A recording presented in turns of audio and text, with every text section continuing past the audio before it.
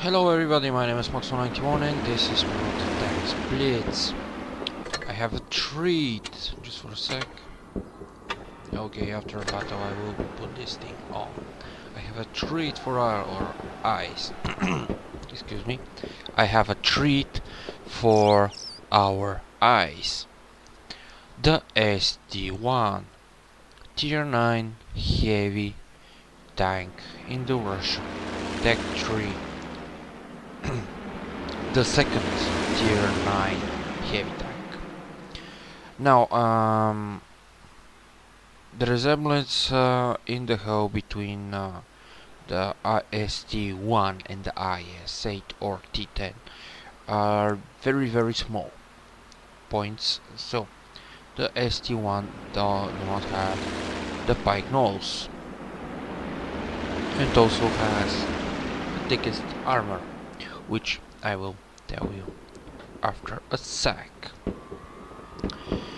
For the hit points, I'm not very sure, I do not remember, but I can tell you this. Hit points on the ST1 you will have in this configuration, which means without the upgraded turret, without the upgraded engine, and without the upgraded suspension or the newest tracks. So yeah, exactly 1690 hit points, which, if you ask me, it isn't bad for stock tier 9. Now, for the armor of the vehicle, in front you will have 140 millimeters. On the IS-8 or T-10 you will have 120, so 20 millimeters more in armor. Pretty nice. In the sides 140, but here you do not have the tricky armor, the tricky spaced armor, because it isn't angled inwards, so yeah. On the IS-8 slash tier 10 you will have 80 millimeters, but there you will have spaced armor, so in real life you will have around 140 also.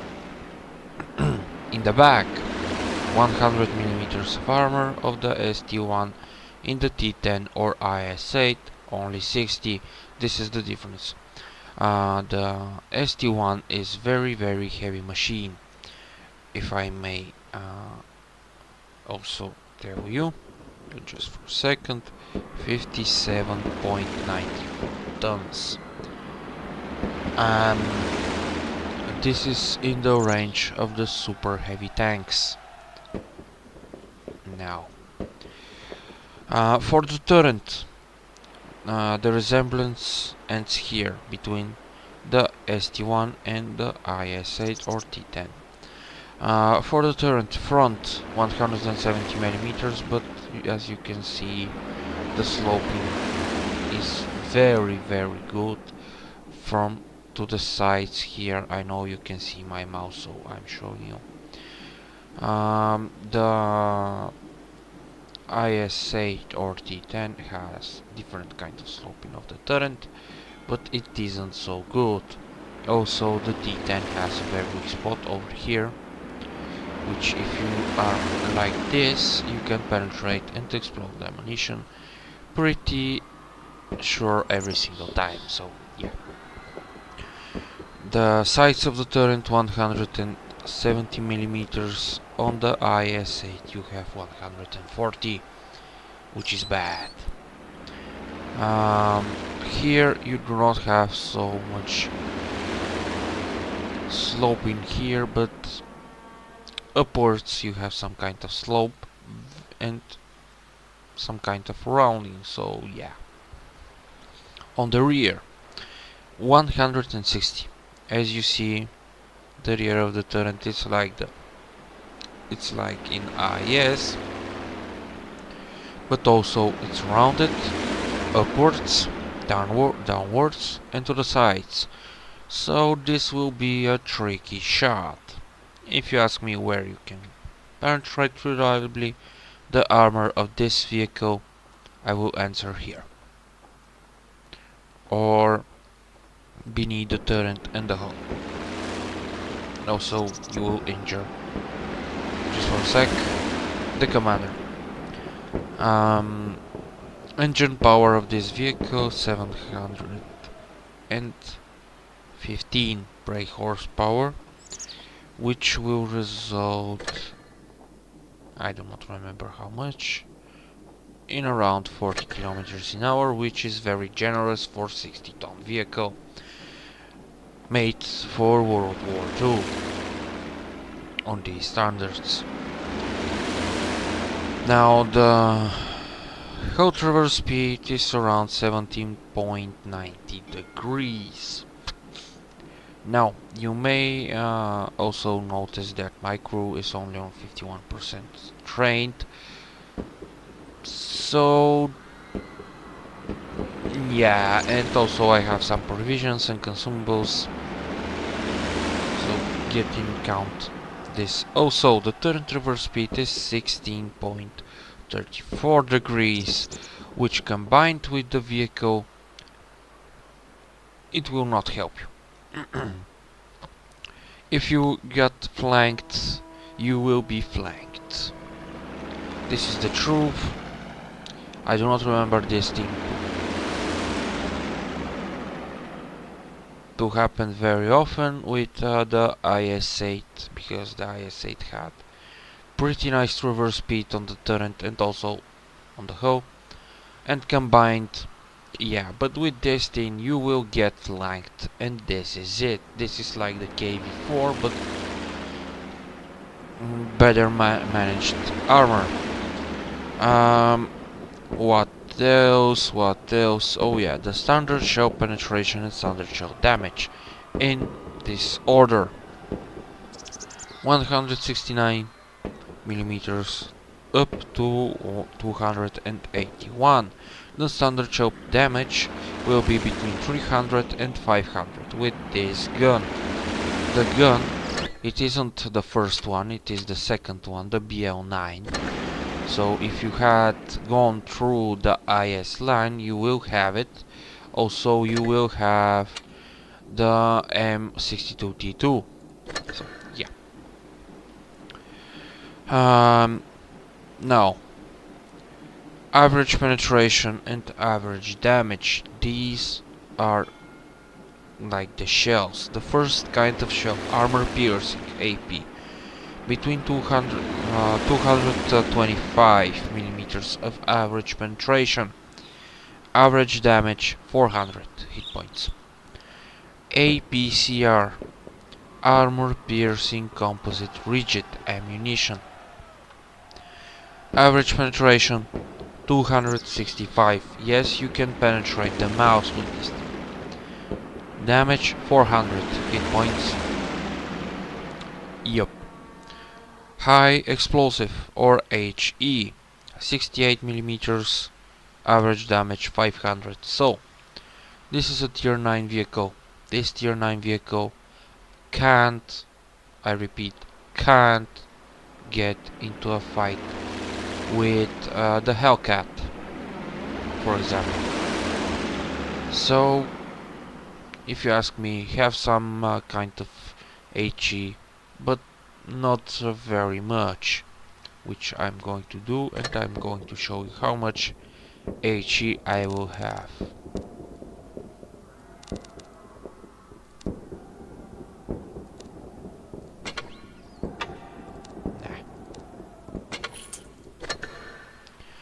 This will be for me, like management of the ammunition. What else? Oh yeah, the dispersion of the gun. 0.485 after 100 meters. Which it isn't good, but it isn't bad. Also, view range 192.5. Now with additional equipment you can deal with this, and so on and so on. And I forgot to tell you rate of fire 3.64 shells. Now, after the update 3.18, if I remember correctly, just for a sec, 3.8, I'm sorry. We've got the field test, I'm sorry, mission here. I will show you the IS-2H. And also we got okay, we've got a different management for the equipment, spare parts, and so on and so on. Now I want just to tell you what I understand and what, if you do not understand nothing, what you can expect. Now, for combat power, this means you will have not 3 slots but 9. So you can choose into the first slot gun rammer or calibrated shells, which is good. Into the second slot you can choose between enhanced gun line drive and supercharge. Now, if you ask me, in this column here, the combat power, I will use, just for a second, refined gun, enhanced gun line drive, and the gun rammer. This is my opinion for this vehicle particularly. Into the vitality. Protected modules, yes, this is a very nice thing, but enhanced cabin. This is also very nice. But I'm going to use the protected modules, because you have modules inside the cabin also, and all around the vehicle. Enhanced armor or improved assembly. Now, this is very debatable. If you want improved assembly, yes, you will get 5% more horsepower, more hit points of the vehicle, but in the enhanced armor you will get 5% more armor to the turret in the hull. So I will use, because I'm a heavy tank guy, I will use the enhanced armor. Enhanced tracks into the third position of the vitality or toolbox. Now, I do not know why Wargaming put the toolbox here.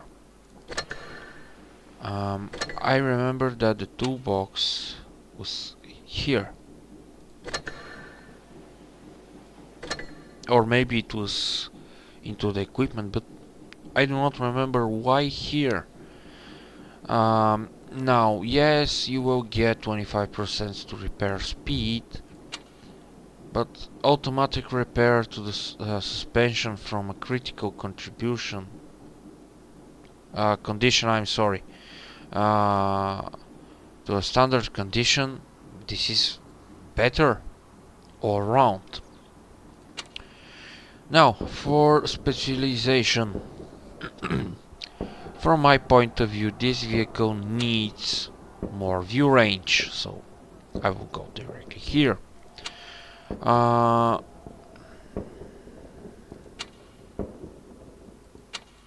I will use the improved control here, because I will get better traverse speed.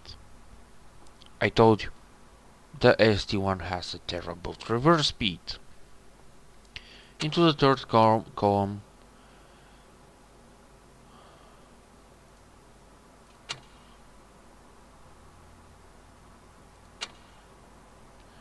I will use the high-end consumables, because of the 50% more duration. but this is for this particular vehicle. If you ask me, for the Cromwell, I will use gun rammer, supercharge, and vertical stabilizer, because I'm playing different with the Cromwell.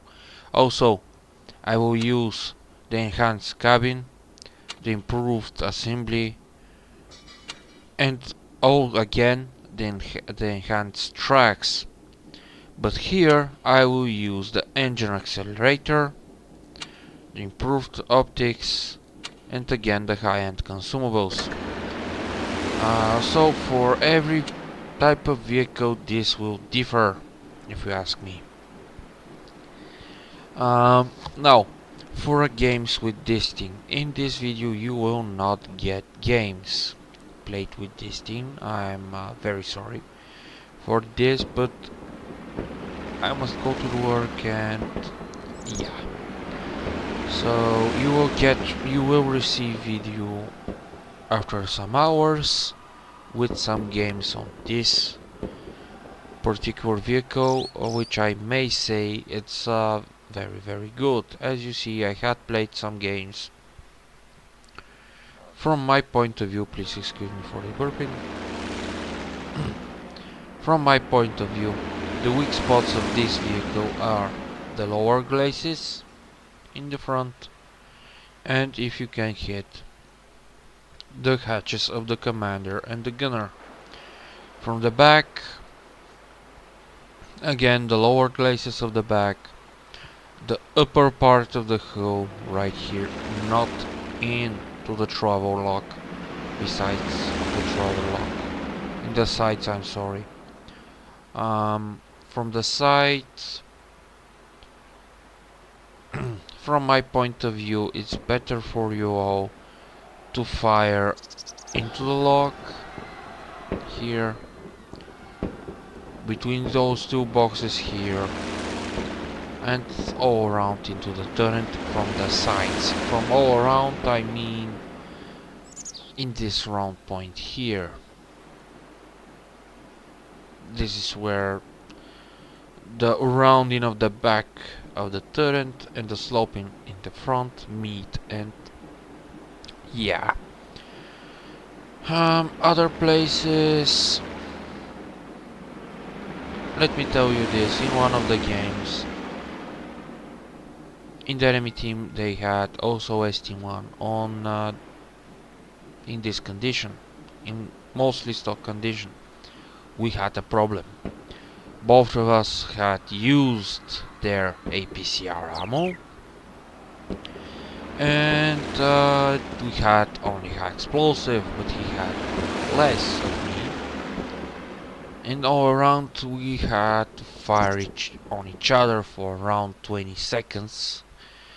After this I died because I'm a noob with this vehicle still. From this angle you can penetrate reliably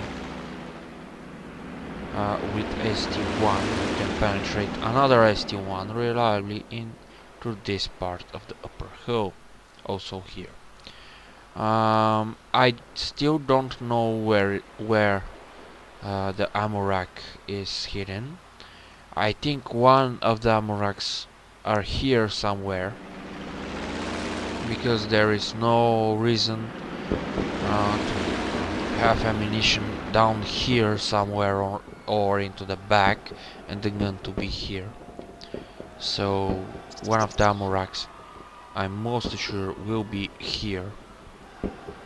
So if you have, let's say, a shell which can penetrate over 200 millimeters, fire somewhere over here. I think you will get ammo, and also you may get the reloader. What the hell? Oh, this is the antenna. Okay. So yeah, this is from me for now. I hope you enjoyed the video. If this is the case, I'ma the like button, Maximum91. Bye.